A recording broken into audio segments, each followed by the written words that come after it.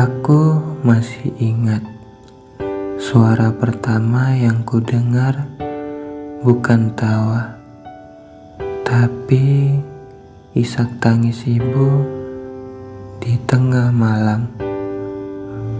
Katanya itu suara bahagia karena aku lahir. Tapi seiring waktu, aku tahu air mata ibu bukan hanya karena bahagia.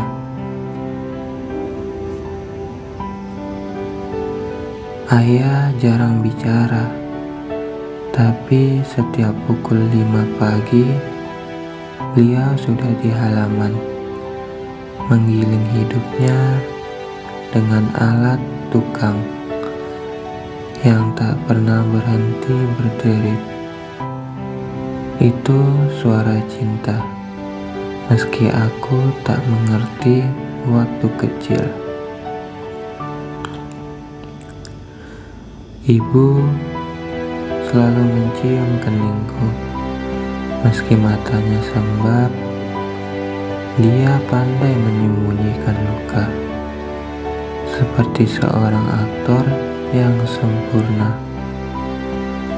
Tapi tidak ada panggung, tidak ada tepuk tangan, hanya dinding kusam sebagai saksi.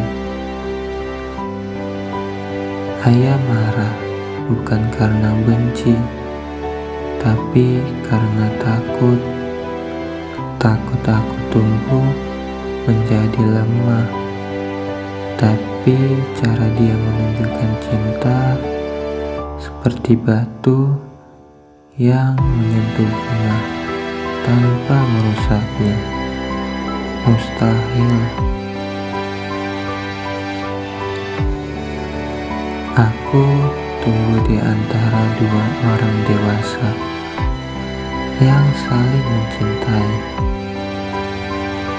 tapi tak pandai mengungkapkan.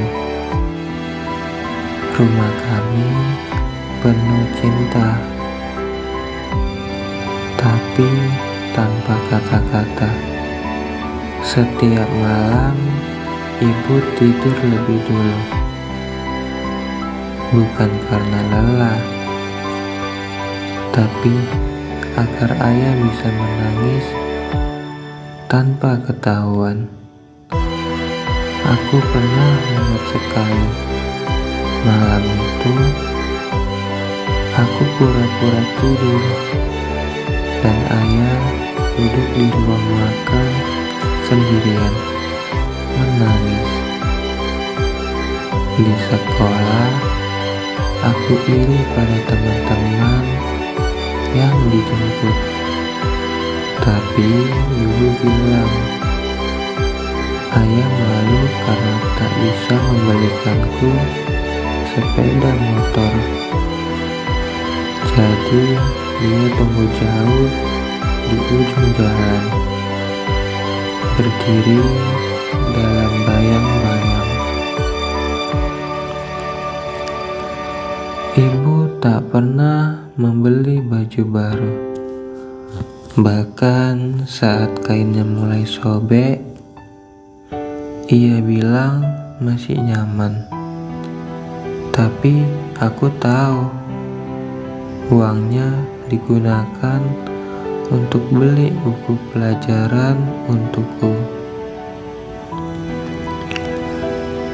Ayah pernah berkata, aku bukan orang baik, tapi aku ingin kau punya hidup yang baik. Kata-kata itu membekas seperti pahatan di batu nisan. Waktu aku jatuh cinta pertama kali, ibu tersenyum,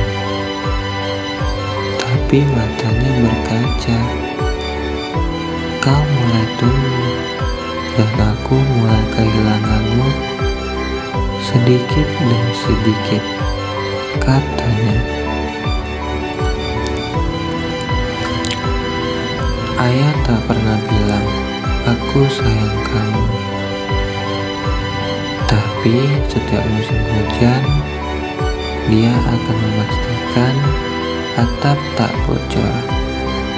Itulah cara dia bicara. Saat ibu sakit keras, ayah kelihatan tenang. Tapi malam-malam dia mengusap Al-Quran seperti sedang mencari Tuhan yang telah lama hilang. Ibu pernah berkata, "Kalau nanti ibu tiada, tolong jangan biarkan ayah makan sendiri." Tapi ternyata setelah ibu pergi, ayah justru berhenti makan. Ketika ayah menyusul ibu setahun kemudian, aku merasa dunia menjadi bisu. Tak ada lagi suara langkah seperti kayu. Tak ada aroma kopi pahit. Tak ada rumah, hanya tembok dan aku. Aku duduk di kursi tua mereka, menulis cerita ini, cerita tentang dua manusia yang mencintai diam-diam, menyakiti dengan cinta, dan mencintai dengan luka. Kadang aku berharap bisa memutar waktu, bukan untuk mengubah takdir, tapi hanya ingin mengatakan satu kalimat. Aku tahu kalian berdua sangat mencintaiku, dan mungkin andai aku bisa memilih surga, aku tak ingin istana emas atau sungai susu. Aku hanya ingin satu ruang kecil di mana ayah mengelus rambutku dan ibu menyuapiku lagi. Aku bukan anak yang sempurna, tapi aku adalah anak dari orang yang saling melengkapi dalam cara paling menyakitkan, tapi juga paling indah. Dan kini, di usiaku yang sama dengan ayah, dulu saat aku lahir, aku sadar mencintai dalam diam jauh lebih berat daripada membenci dengan suara. Aku menulis ini bukan untuk menangis, tapi untuk mendengar kembali suara-suara yang pernah membentukku. Suara ayah, suara ibu, suara cinta yang tak pernah mereka ucapkan.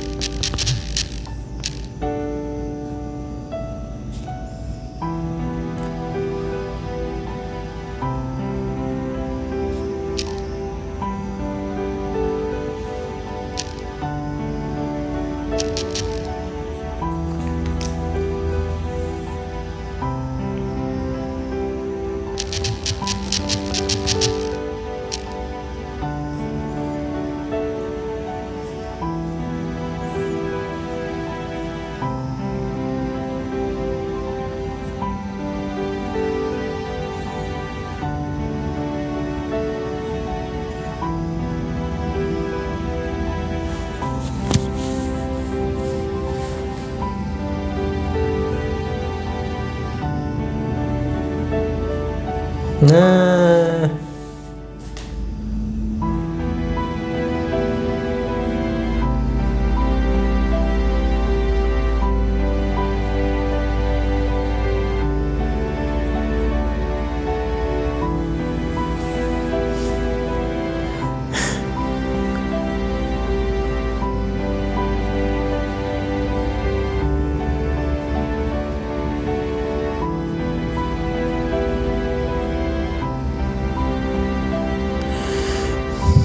ini udah sebenarnya 8 menit lah.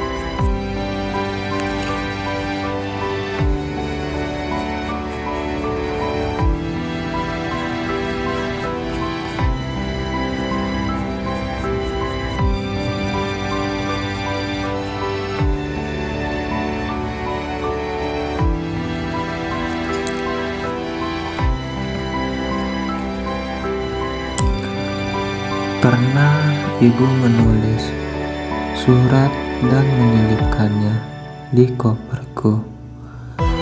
Kalau nanti kau rindu rumah, buka ini, tulisnya. Tapi surat itu baru ku baca bertahun-tahun kemudian, setelah beliau tiada. Dalam surat itu ibu menulis, "Nak, maafkan kami jika hidupmu tak semewah teman-temanmu. Tapi semua cinta kami padamu adalah itu, tak pernah cicilan."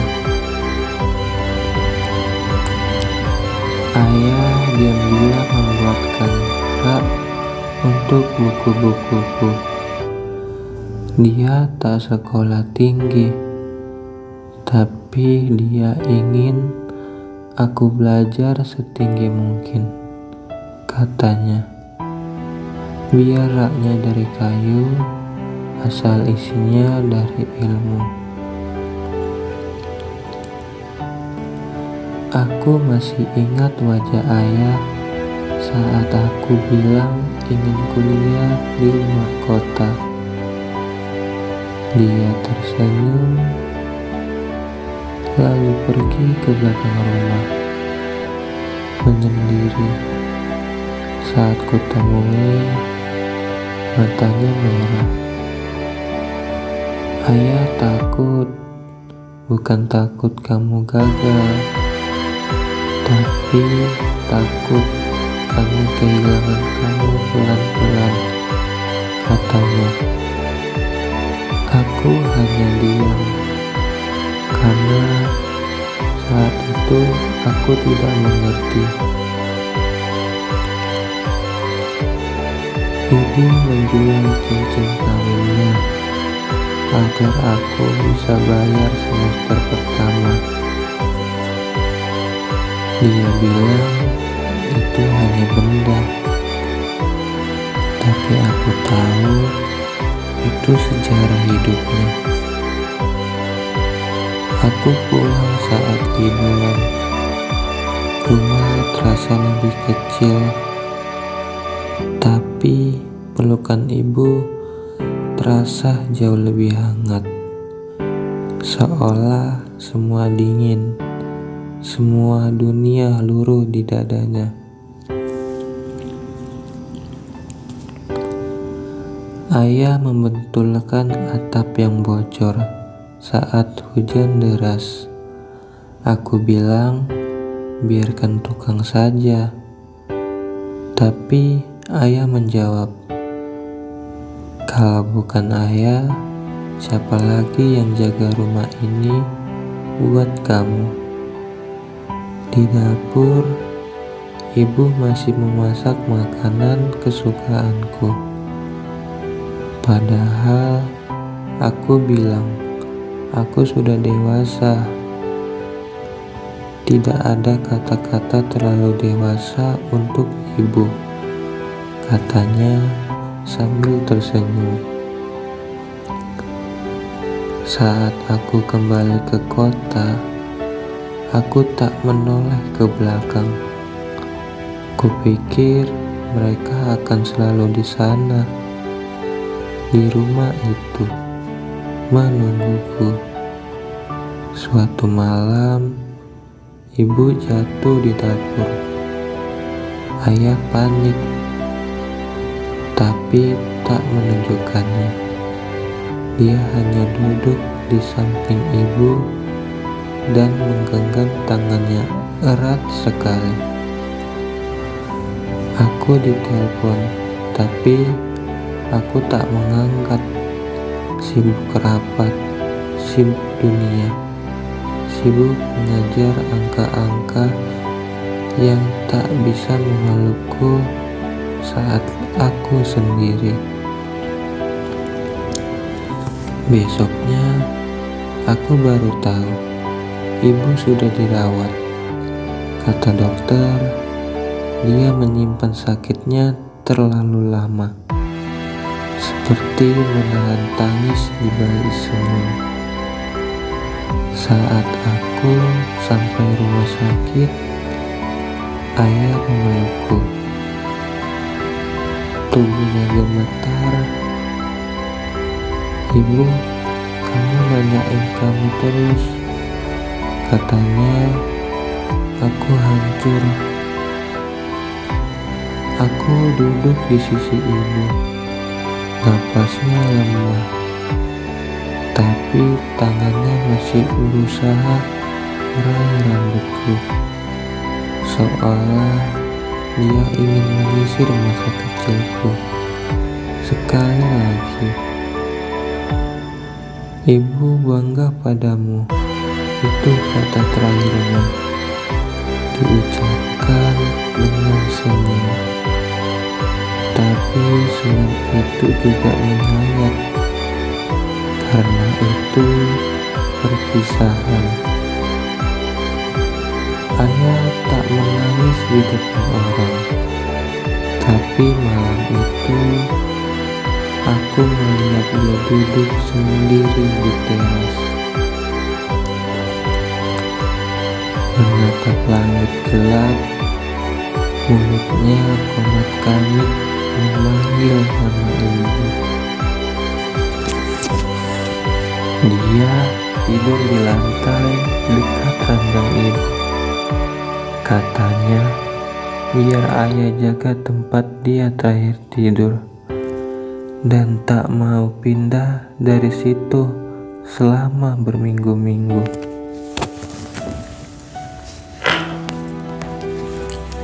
Rumah jadi sunyi.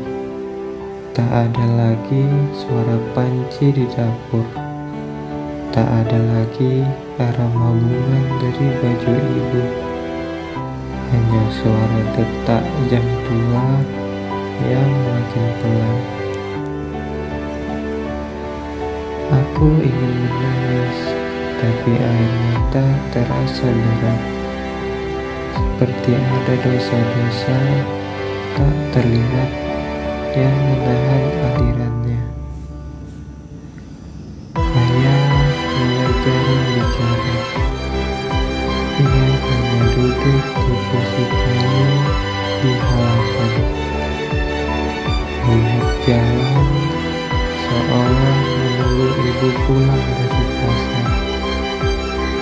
Padahal dia tahu ibu takkan kembali. Ayah, mau makan apa? Tanyaku. Dia hanya menjawab, apapun asal kamu temannya. Ternyata rasa makanannya bukan dari lauknya, tapi dari kebersamaan yang sempat hilang. Aku mencoba memperbaiki segalanya, membelikan sofa baru, televisi besar, tapi ayah tetap duduk di kursi lamanya. Katanya, disinilah ibu biasa duduk. Aku temani dia di sini saja. Pernah suatu malam, aku dengar ayah bicara sendiri dengan suara pelan. "Ma, anak kita sudah besar, tapi tetap saja rumah ini terlalu sepi tanpamu."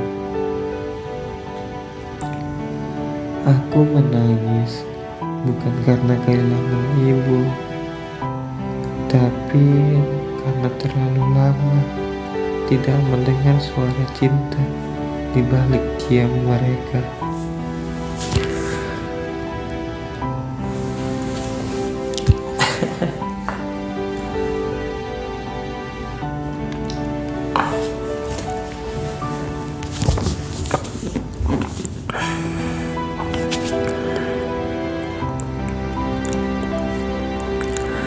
Beberapa bulan kemudian, ayah jatuh sakit. Dia menolak dibawa ke rumah sakit. Cukup di rumah. Di sini ada kenangan. Di rumah sakit cuma ada balik obat. Aku tidur di samping ayah malam itu. Ia pegang tanganku erat. Seperti dulu, aku takut petir. Kali ini giliran aku yang takut kehilangan lagi. Dia memanggil nama ibu berkali-kali dalam tidurnya. Tangannya menggapai ke udara, seolah mencoba menggenggam cinta yang tak terlihat. Pagi harinya, ayah diam. Matanya masih terbuka sedikit, mengarah ke pintu dapur, seperti sedang menunggu ibu datang membawakannya kopi. Aku menutup matanya perlahan. Sudah ya, ibu pasti sudah menunggu ayah di sana. Dan untuk pertama kalinya, rumah itu benar-benar sunyi.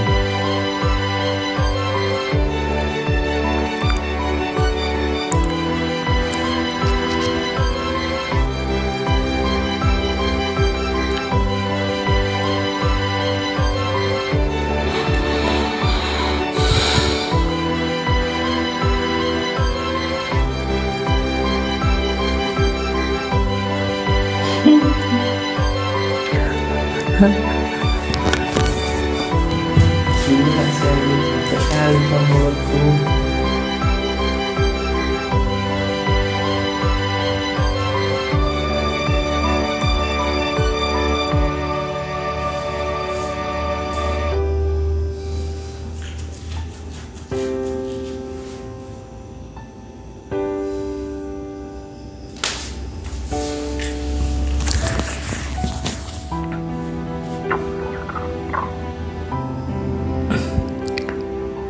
Dua puluh menit, masih 20 menit ya. Ini bocor, ini banjir.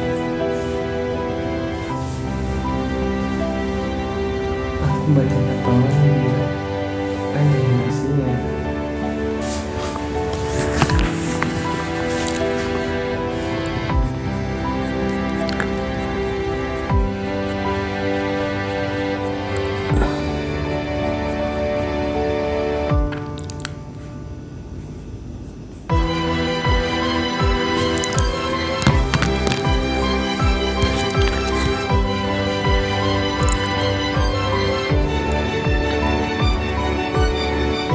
Kisah berlanjut.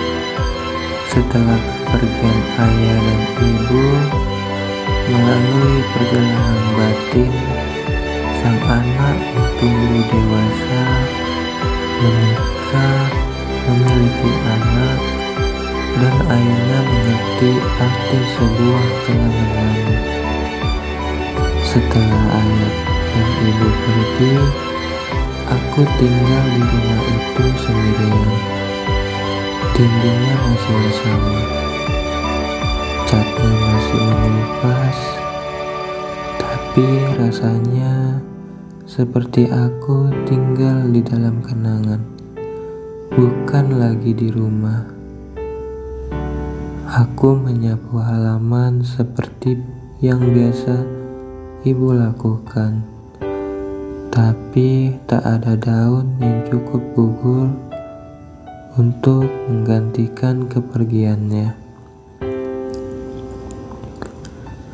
Kadang aku mendengar suara kursi kayu tua yang bergoyang, seperti ada yang masih duduk di sana. Tapi aku tahu itu hanya rinduku yang menyamar jadi suara. Aku temukan toples kecil berisi keripik kesukaanku yang ibu sembunyikan di lemari. Di dalamnya ada kertas kecil bertuliskan, "Kalau kamu pulang diam-diam, ibu tetap ingin menyambutmu." Kata orang, waktu menyembuhkan segalanya, tapi tidak semua luka ingin sembuh. Ada yang ingin tetap menganga agar tidak lupa dari mana datangnya cinta. Aku menikah beberapa tahun kemudian. Istriku baik, penyayang, tapi setiap kali dia menyebutkan kata ayah, hatiku terasa digores pelan. Anakku lahir, tangisannya memenuhi ruang rumah sakit. Tapi saat aku pertama kali menggendongnya, aku menangis. Bukan karena bahagia, tapi karena aku membayangkan wajah ayah saat menggendongku dulu.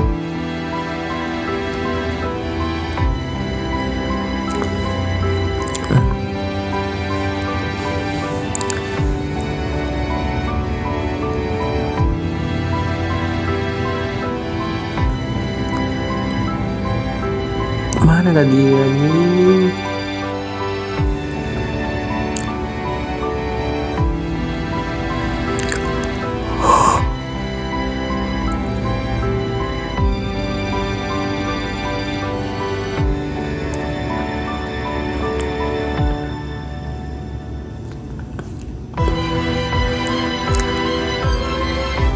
Aku jadi paham, ternyata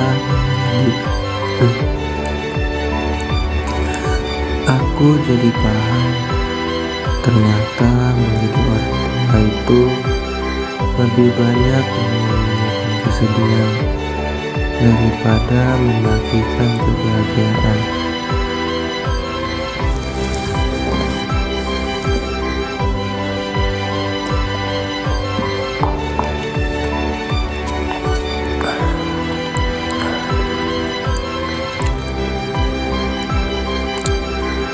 Aku memeluk anakku setiap malam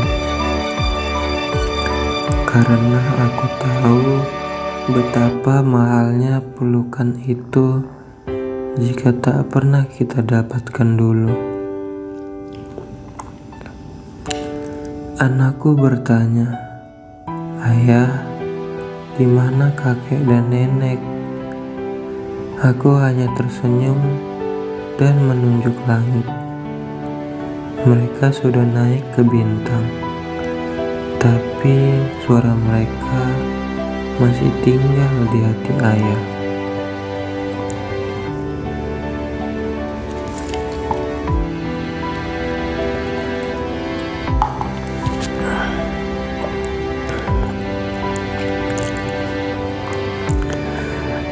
Setiap malam aku membacakan cerita sebelum tidur, tapi dalam hati aku sedang bercerita pada ayah dan ibu, berharap mereka mendengar dari balik waktu. Aku buka kembali album foto lama. Ini ibu selalu menyelipkan catatan kecil di balik tiap fotoku. Hari ini kami bisa berjalan, tulisnya, tapi tidak ada catatan tentang hari saat berhenti berjalan. Ayah tak punya banyak foto, tapi di salah satu foto kami, dia berdiri di belakangku, sedikit kabur, seperti sepanjang hidupnya. Ia selalu hadir, tapi tak ingin terlihat. Rumah lama itu kini kutinggali bersama keluargaku. Anak-anakku berlarian di lorong yang sama, tempat aku dulu jatuh dan dipeluk ibu. Aku ajarkan anakku tentang kejujuran, kerja keras, dan kesederhanaan.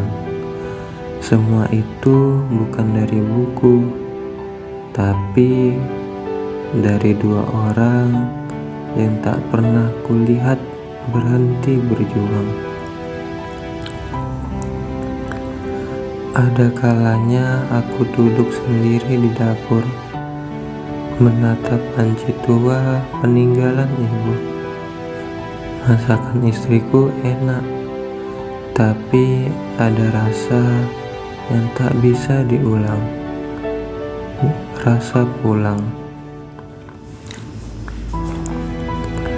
Di kamar ayah, lemari kayu masih berdiri. Di dalamnya, semua baju tergantung rapi. Tak satu pun ingin ku ganti, karena mereka menggantungkan cerita. Pernah aku mendengar anakku menangis, lalu tanpa sadar aku berkata, "Sudah, ayah di sini." Dan saat itu juga aku mendengar suara ayah dalam diriku sendiri. Ternyata kita tidak pernah Ternyata kita tidak benar-benar ditinggalkan oleh orang tua kita. Mereka tinggal di dalam cara kita berjalan, cara kita bicara, bahkan cara kita mencintai anak kita. Aku sering berpikir, andai ayah dan ibu bisa melihatku sekarang, bukan karena aku ingin mereka bangga, tapi aku ingin mereka tahu aku mendengar suara mereka meski terlambat.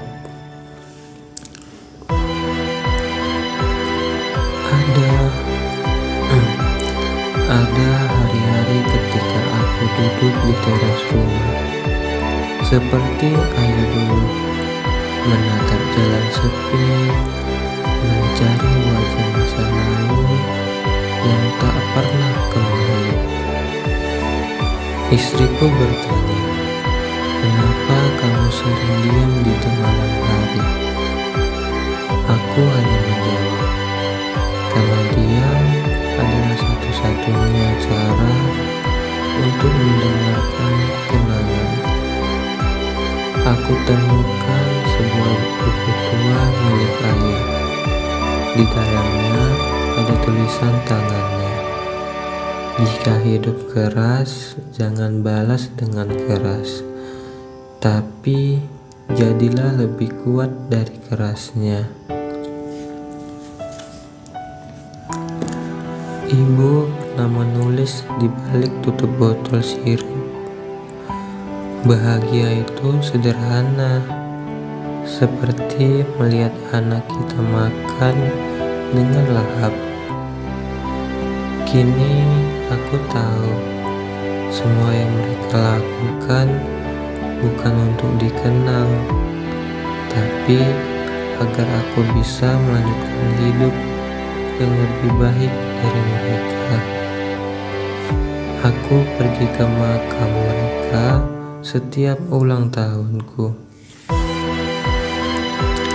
bukan untuk minta doa, tapi untuk bilang, aku hidup hari ini karena kalian, mati perlahan demi aku. Anakku kini tumbuh besar, dia mulai jarang bicara, dan untuk pertama kalinya aku mengerti betapa ayah dulu pasti merasa kesepian saat aku mulai sibuk sendiri. Aku ingin bilang padanya, jangan seperti ayah dulu yang baru mendengar suara itu setelah semuanya terlambat. Tapi kata-kata itu hanya tinggal di tenggorokanku.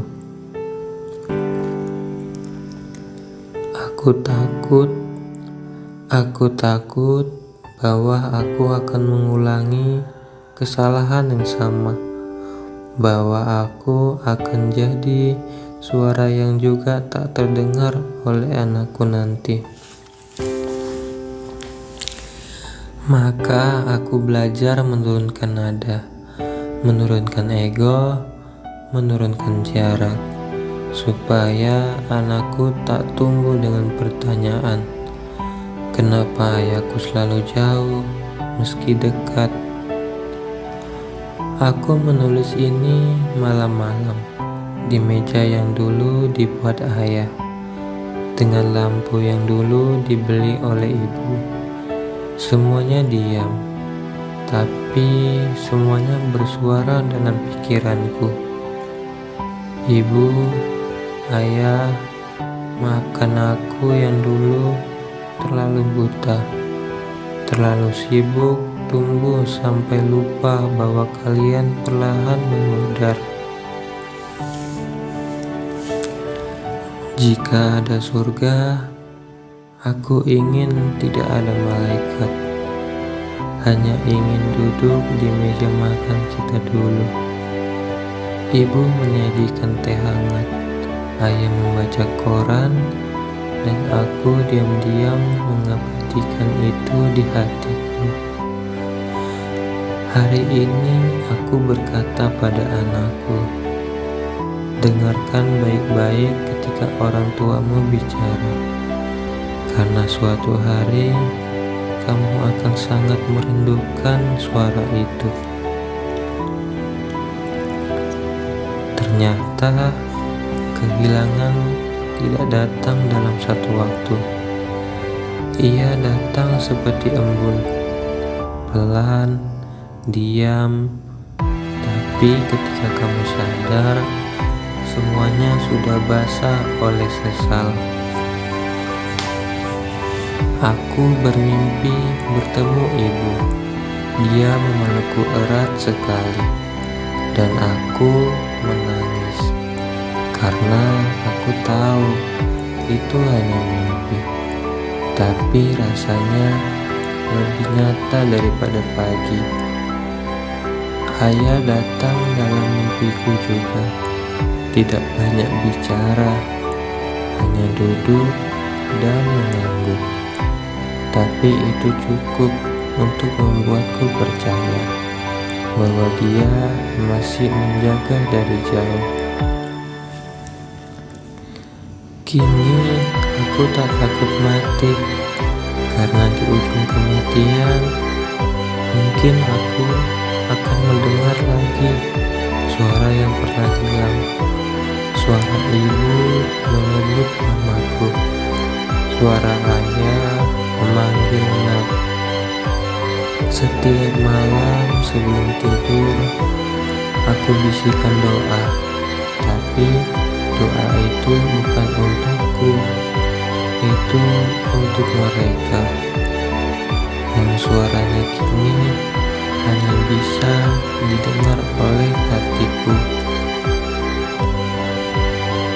Dan bila suatu hari aku tiada, aku ingin anakku tahu satu hal, bahwa cinta paling tulus adalah cinta yang tak perlu ditunjukkan, cukup dirasakan sepanjang hidup. Aku letakkan foto ayah dan ibu di ruang tamu, bukan sekadar hiasan, tapi mengingat bahwa rumah ini dibangun bukan dengan uang, tapi dengan pengorbanan.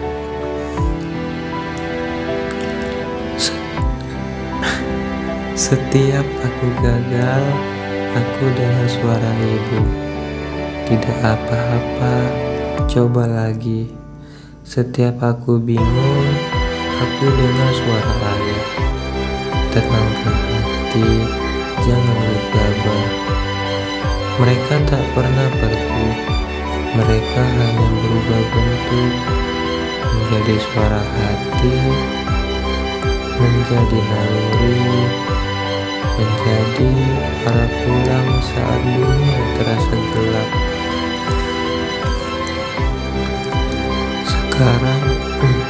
Sekarang aku tahu yang membuat rumah adalah cinta, dan cinta itu masih bergema dari tiap dinding yang mereka bangun dengan cucuran keringat.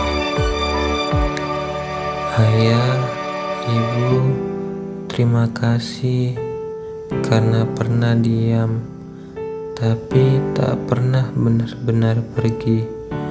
Suara kalian kini jadi kompas dalam jiwaku. Aku peluk anakku malam ini, dan dalam pelukan itu aku peluk kembali ayah dan ibu. Dalam tubuh anakku, aku merasa mereka hidup kembali.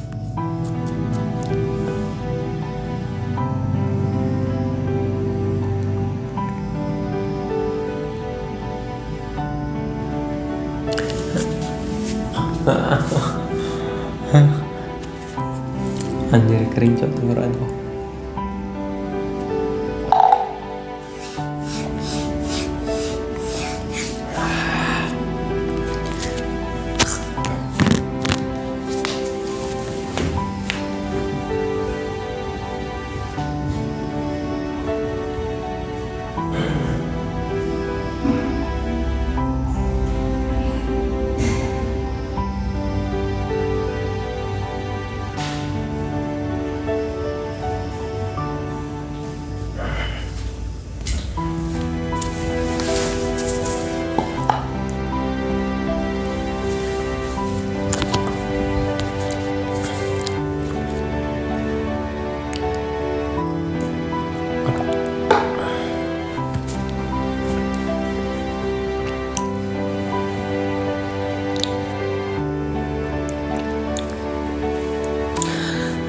Aku tidak akan mewariskan harta, tapi aku akan mewariskan cerita tentang dua manusia sederhana yang mencintai diam-diam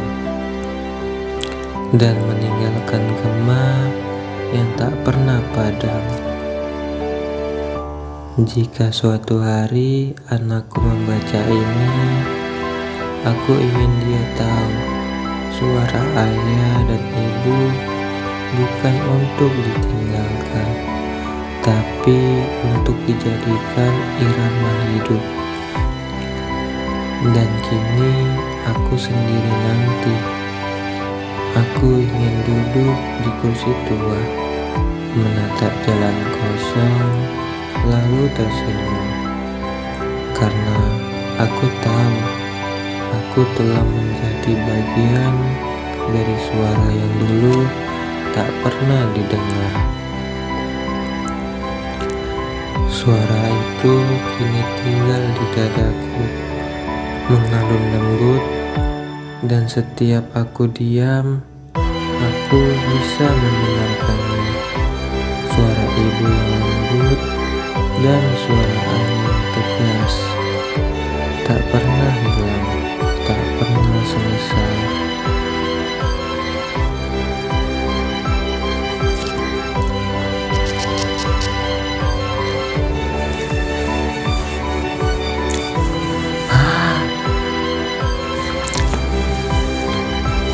Gila sih emang, terus gila yang itu. Tapi lalat dibacanya ini. Udah gini, bacanya. Buset dah.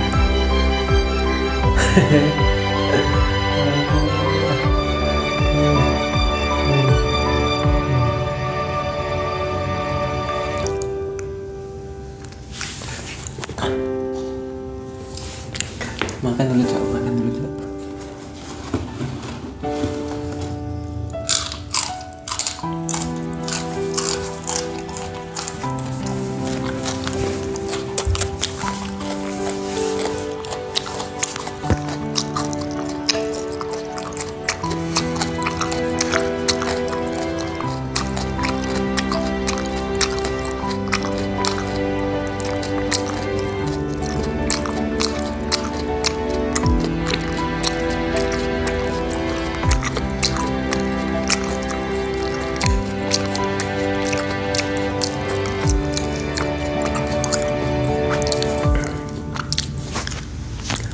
Lanjut.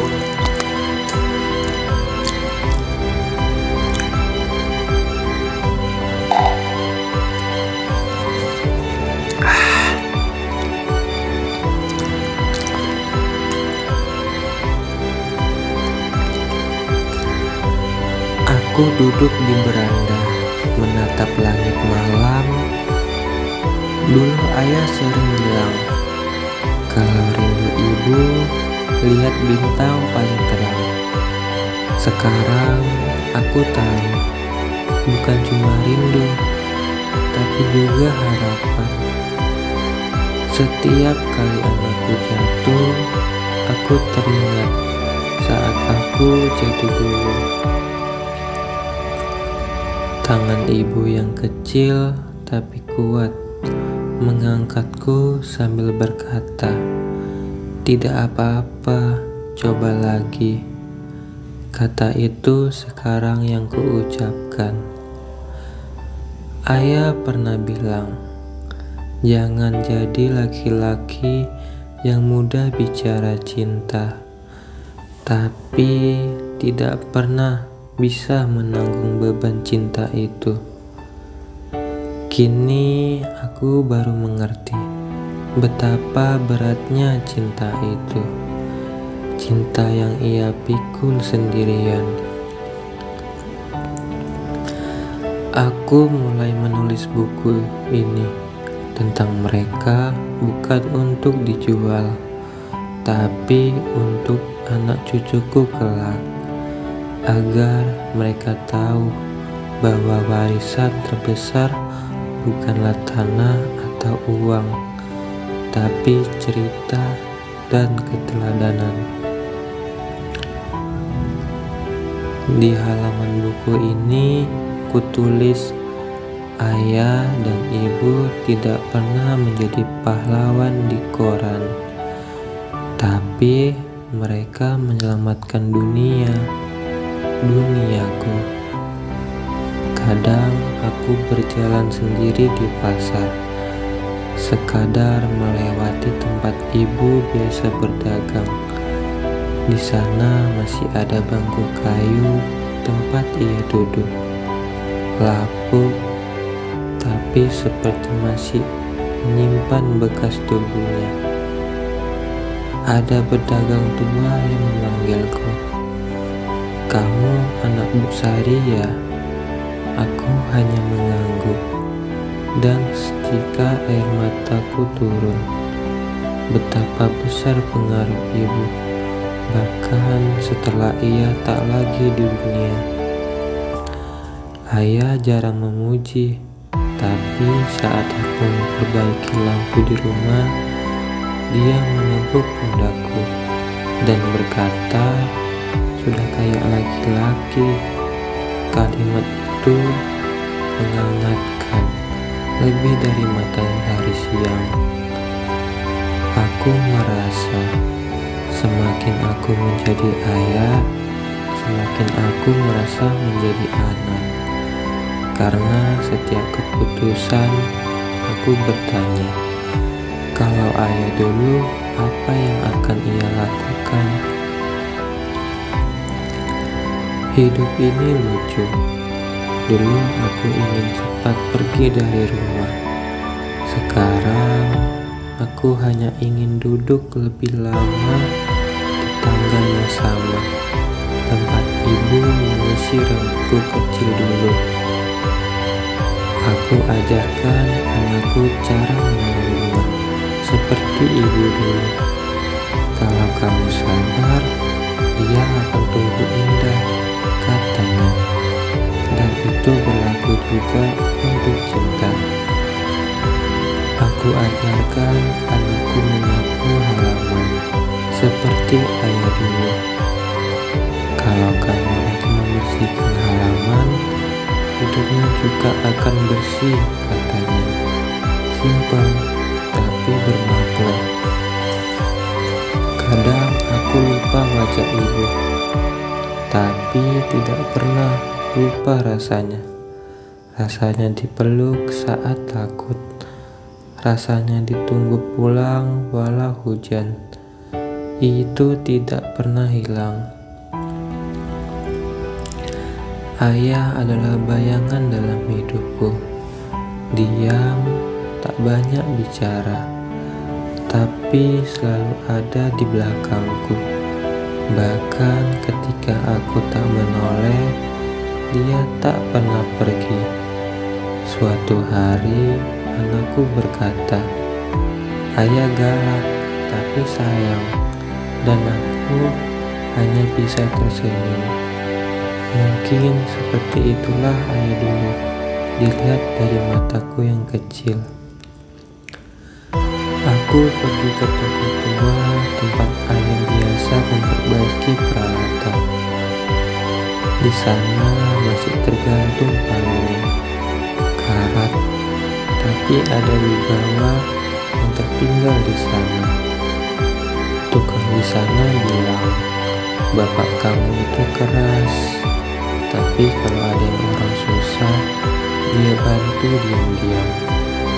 Aku menangis, karena bahkan kebaikannya pun ia sembunyikan. Aku mulai memutar ulang memori masa kecil, seperti kaset tua. Di setiap adegannya, selalu ada suara yang dulu tak kuanggap penting. Kini itu jadi melodi hidup. Aku mulai paham bahwa cinta bukan soal kata-kata, tapi tentang siapa yang tinggal meski hidup jadi berat. Siapa yang tetap menggendong meski lututnya gemetar. Aku bertanya pada diri sendiri, apakah aku sudah menjadi ayah seperti ayah? Belum. Tapi aku sedang berusaha, dan itu sudah cukup bagiku sekarang. Rumah ini semakin sepi, tapi dalam sepinya aku bisa mendengar suara mereka lebih jelas. Mungkin karena tak ada lagi dunia yang mengganggu pendengaranku. Aku memandangi foto pernikahan mereka yang kusimpan di kamar. Ayah tersenyum kaku, ibu tersenyum tulus, dua dunia yang berbeda tapi saling melengkapi. Setiap kali aku mendengar musik lawas, aku bayangkan ibu menyanyi pelan di dapur. Ternyata suara cinta itu tetap bisa bernyanyi, bahkan setelah orangnya tiada. Aku pergi ke masjid tempat ayah dulu membersihkan karpet tiap Jumat. Orang-orang masih ingat dia, bukan karena apa yang dia miliki, tapi karena siapa dia. Suatu hal yang ingin kusampaikan pada anakku nanti. Jika kamu ingin jadi hebat, jadilah seperti kakekmu. Diam-diam berbuat baik, diam-diam menyelamatkan keluarganya. Ibu selalu berkata, kita tidak bisa mengatur hidup sepenuhnya, tapi kita bisa memilih untuk tetap jadi orang baik, apapun yang terjadi. Karena kata itu kutanam di dalam hatiku. Pernah aku ingin menyerah, tapi aku dengar suara ayah. Jangan berhenti kalau kamu jatuh. Itu bukan berarti kamu gagal. Itu kamu sedang belajar. Anakku menangis karena nilai jelek. Aku peluk dia dan berkata, tidak semua keberhasilan ada di atas kertas. Kalimat dulu yang ayah katakan padaku saat aku jatuh. Ibu bilang, kalau kamu ingin tahu siapa orang yang paling tulus mencintaimu, lihat siapa yang tetap ada saat kamu tak punya apa-apa. Mereka tetap ada, bahkan saat mereka sudah tak ada.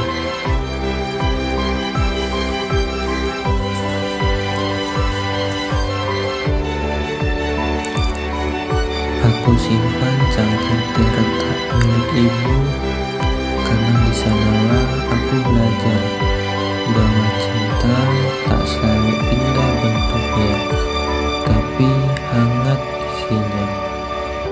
Aku tulis surat untuk ayah dan ibu, walau tak tahu kemana ku kirim. Tapi aku yakin doa akan menemukan jalannya sendiri. Anakku membaca surat itu, dia menangis, dan saat itu aku sadar mereka hidup di generasi berikutnya. Dalam kata-kata yang kuturunkan, tak ada pelajaran yang lebih penting dari pelajaran ini. Dan ayahku adalah guru besar dalam pelajaran itu.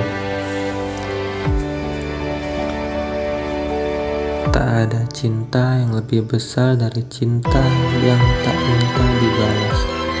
Dan ibu adalah definisi utuh dari cinta itu. Aku letakkan dua kursi tua di bawah pohon mangga untuk mengingat suatu hari nanti semoga jiwaku bisa duduk kembali bersama mereka, walau hanya dalam doa.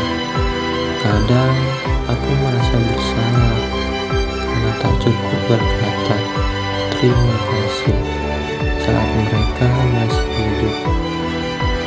Tapi kini aku tahu mereka tidak butuh ucapan, hanya tindakan.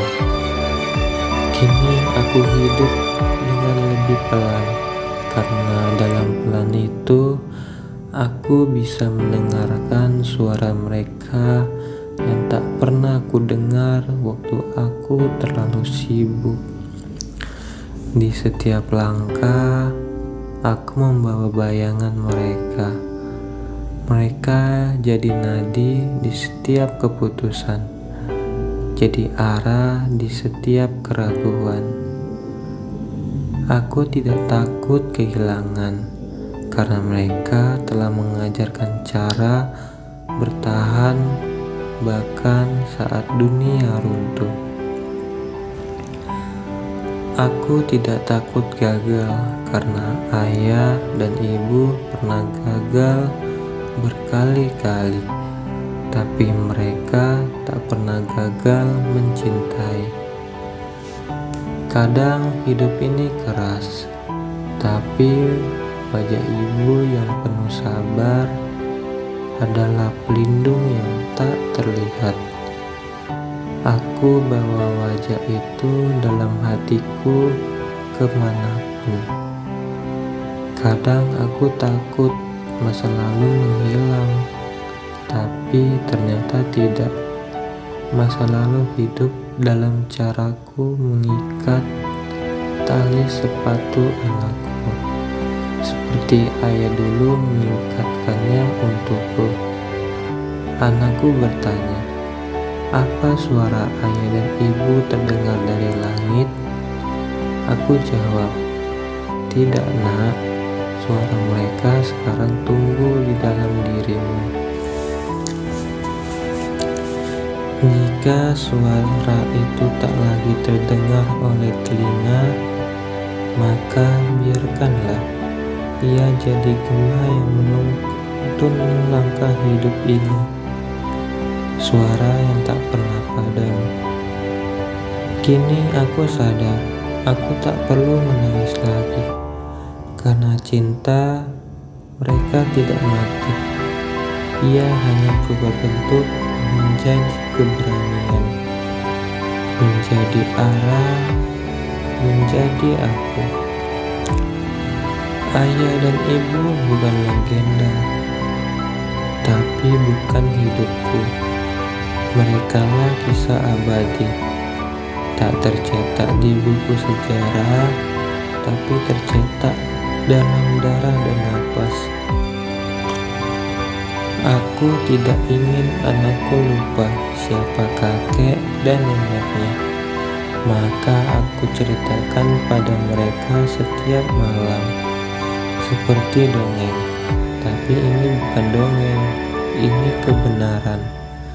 Dan saat aku sudah tua nanti, jika anakku duduk di sampingku dan bertanya, "Apa yang paling ayah syukuri dalam hidup?" Aku akan jawab, "Pernah jadi anak dari dua manusia luar biasa." Kalau nanti aku tiada, aku hanya ingin satu hal: tolong dengarkan aku seperti aku akhirnya mendengarkan mereka dulu, meski terlambat. Karena dalam diamku, dalam tangisku, dalam semua kata-kata yang kutulis hari ini, suara ayah dan ibu masih hidup, masih utuh, masih nyata, masih mendidikku sampai detik ini.